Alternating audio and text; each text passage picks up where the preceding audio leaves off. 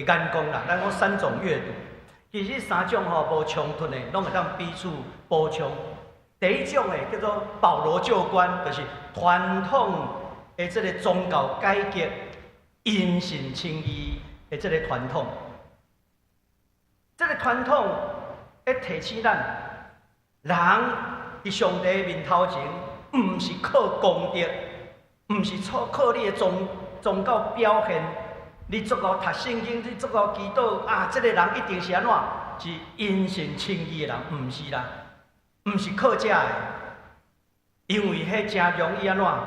敢若关心个人敢有得救，信仰真做安怎私人化。传统的保罗，咱讲保罗教观，传统的宗教改革会讲因信称义，其实毋是靠人，是靠上帝。第二个，咱讲保罗新观、保罗新观，迄是要强调咱都要用一个信用群体来读。咱拄有讲过啊，教罗太书第2章是啥物处境的下面，要辩论这个问题，做阵食饭啦。所以咱的信用就是安怎一个群体的内面，伊毋是干那重视讲因信称义个人的得救。伊嘛关心什么人是上帝的子民，外邦人无需要先变做犹太人，才会通成做基督徒。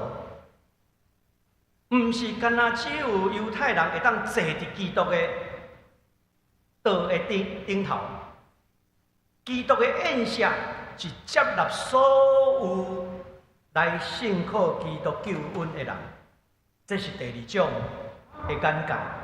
第3种的眼界，咱前捌讲起天客保罗观，这嘛是Louis Martin 伊咧强调的。伊讲保罗所讲的，毋是干那关心个人得救的问题，嘛毋干那是加入一个信仰上帝个信仰的群体的身份。伊咧讲，迄是基督对这个邪恶的世代。发动伊的侵略来改变，因为上帝主动道成肉体的事件，这叫做啥？天客保罗观。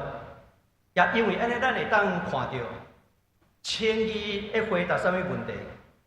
回答上帝已经伫法庭宣告咱无罪，上帝所宣告的什么人属于伊，所以咱敢会当讲这人有罪无罪？其实是无法度的。会通讲什么人有罪无罪？伫信仰上只有上帝。这个人会当得救，袂当得救，敢是你决定的？敢是我决定的？毋是，只有上帝会当决定。这叫做称义的回答。第2个就是安怎？咱讲宴席餐桌的回答。基督的宴席，什么人会当坐？基督所接纳的人会当坐。你敢会当甲讲？你袂当来，你袂当去咯？上帝国是接纳所有来到伊面前的人，拢成做上帝国这个新的群体。然后咧，参与回答什么？基督的死甲伊的国王，咱甲基督同死同国王，这叫参与。等下咱会去详细讲到，咱讲参与式的基督论，参与伫基督，这3项其实是拢安怎？互相会通彼此补充的。